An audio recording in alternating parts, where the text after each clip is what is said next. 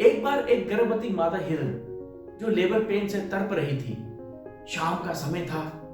घने काले बादल जंगल पर ऐसे छाए थे कि मानो अंधकार की चादर ने पूरे जंगल को अपने आंचल में समेट लिया हो। इतनी देर में बिजली कड़कती है और पूरे जंगल में आग लग जाती है।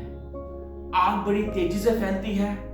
इससे पहले कि उस मादा हिरन का घर वो आग जलाकर राख कर दे, मादा हिरन अपनी और अपने होने वाले बच्चों की जान बचाने के लिए वो एक प्लेन इलाके की तरफ भागती है जहां पास में एक नदी भी बह रही है, ताकि वहां जाकर वो पानी भी पी सके और बड़े सुरक्षित स्थान पर अपने बच्चों को जन्म दे सके। जैसे वो माता हिरन पानी पीने के लिए अपना सर पानी की तरफ झुकाती है तो वो पानी में अपनी परछाई देखती है। उसके चेहरे पर घबराहट वो साफ उसको झलकती हुई नजर आती है। जैसे वो पानी पीने लगती है वो देखती है अपनी बाएं तरफ से झाड़ियों में कुछ हलचल उसको नजर आती है। जब वो ध्यान से देखती है तो वहां एक शिकारी अपना कमान खींचे हुए तीर लगाकर उस पे घात लगाकर बैठा हुआ है। वो जान बचाने के लिए जैसे ही अपने दाएं ओर भागती है तो वहां देखती है खूंखार शेर उस पे घात लगाए बैठा हुआ है। ऊपर आग, नीचे पानी, बाएं शिकारी, दाएं शेर। वो तो नदी क्रॉस करके भी नहीं जा सकती क्योंकि नदी का पानी बर्फीला, ठंडा और नदी बड़ी गहरी। माता हिरन करे क्या? उसने बड़ा विचार विमर्श किया, बड़ा सोचा, ठंडे दिमाग से सोचा, लेकिन उसको बचने का कोई रास्ता नहीं दिखा। वो लंबी सांस लेती है। अपने दिल की गहराइयों में वो एक उम्मीद तलाशती है।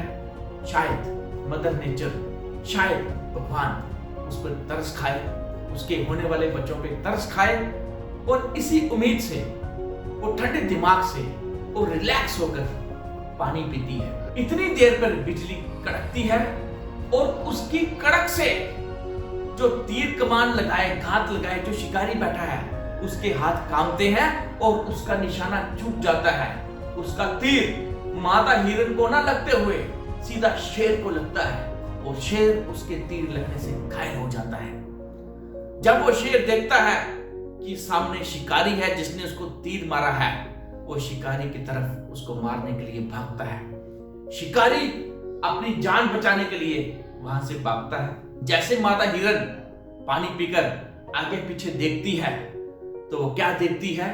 ना उसको शिकारी नजर आता है, ना वो खूंखार शेर नजर आता है। वो मौका देखते वहां से भाग जाती है और एक सुरक्षित स्थान में जाकर अपने बच्चों को जन्म देती है।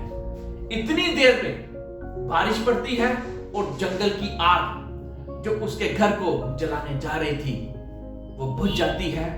उसका घर भी बच जाता है, उसकी जान भी बच जाती है और उसके वो नन्हे बच्चे जिनको वो जन्म देती है वो भी सही सलामत सुरक्षित बच जाते हैं। दोस्तों, अगर मैं अपनी जिंदगी, हमारी जिंदगी से इस स्टोरी को कंपेयर करूं तो हमारी जिंदगी में भी ऐसे मोड़ आते हैं जब चारों तरफ से प्रॉब्लम्स ही प्रॉब्लम्स, कठिन से कठिन और जटिल से जटिल दुविधाओं से हमारी जिंदगी जो है वो गिर जाती है।